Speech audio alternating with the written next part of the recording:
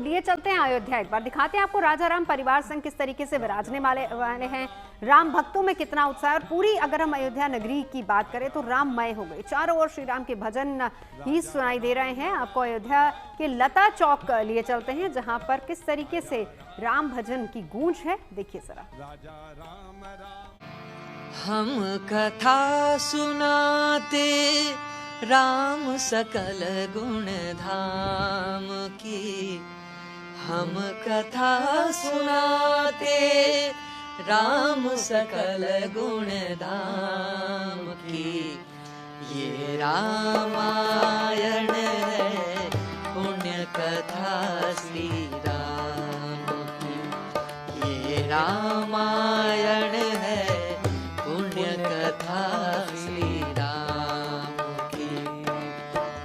जम्बूद्वीपे भरत खंडे आर्यावर्ते भारत वर्षे एक नगरी है विख्यात अयोध्या धाम की। यही जन्म भूमि है परम पूज्य श्री राम की। हम कथा सुनाते राम सकल गुण धाम की। ये रामायण है पुण्य कथा श्री राम की। ये रामायण है पुण्य कथा श्री राम की।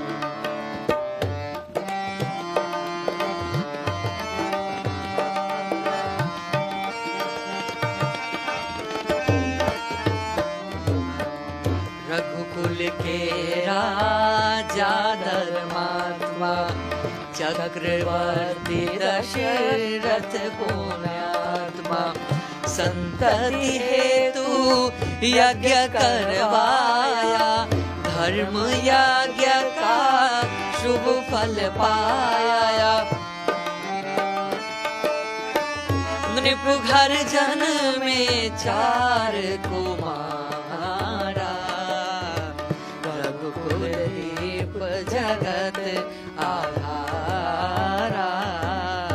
चारों भ्रातों के शुभ नामा, भरत शत्रुघ्न लक्ष्मण रामा। कुछ इस तरीके से आज पूरी अयोध्या नगरी नजर आ रही, जहां पर हर जगह बस राम भजन ही गूंज रहे हैं।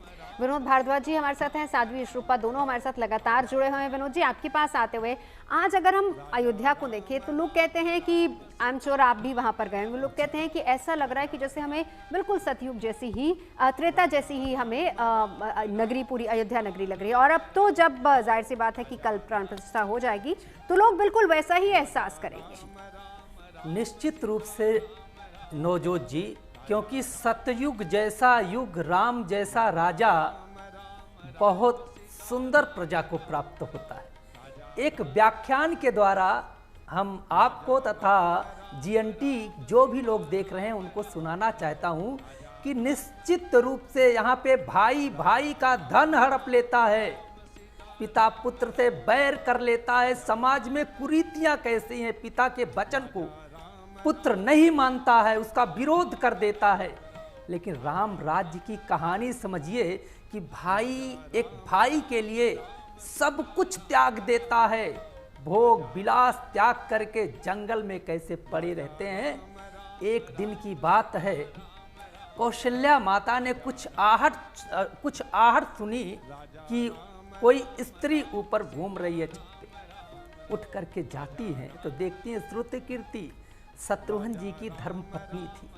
उनको अपने पास बुलाती है, बिटिया नींद नहीं आ रही है क्या? शत्रुघ्न कहाँ है? बोले कि मैया 11 साल हो गए, शत्रुघ्न को मैंने देखा ही नहीं है।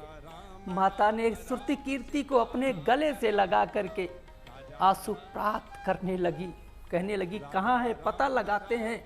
सुबह प्रातः काल सबसे पहला आदेश दिया कि शत्रुघ्न कहाँ है।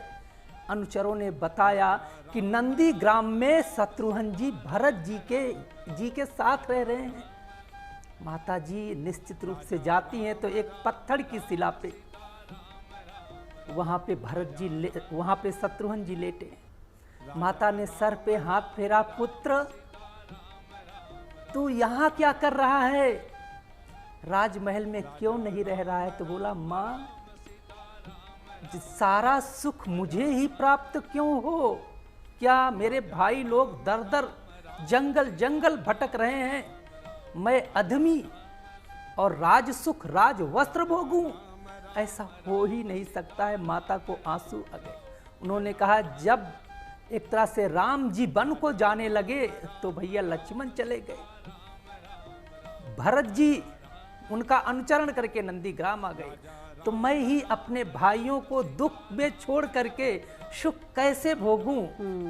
ऐसी रामायण हमें सिखाती है कि नहीं, भाई एक बार मिलता है, बिल्कुल, और उस भाई को दुखी मत करो, क्योंकि फिर भाई का मिलन हो या ना हो और एक तने से उत्पन्न हुए हो तो निश्चित रूप से एक रहो और एक दूसरे का सहयोग करो, उनका शोषण मत करो। रामायण परफेक्ट है पूरे परिवार को जोड़ने का, रामायण परफेक्ट है नीति शास्त्र का, रामायण परफेक्ट है समाज को एकत्रीकरण का। इसीलिए तो सब राम राज्य की परिकल्पना करते हैं। बिल्कुल, और लोग कहते हैं कि उसकी एक झलक आपको वहां भी दिखाई देगी।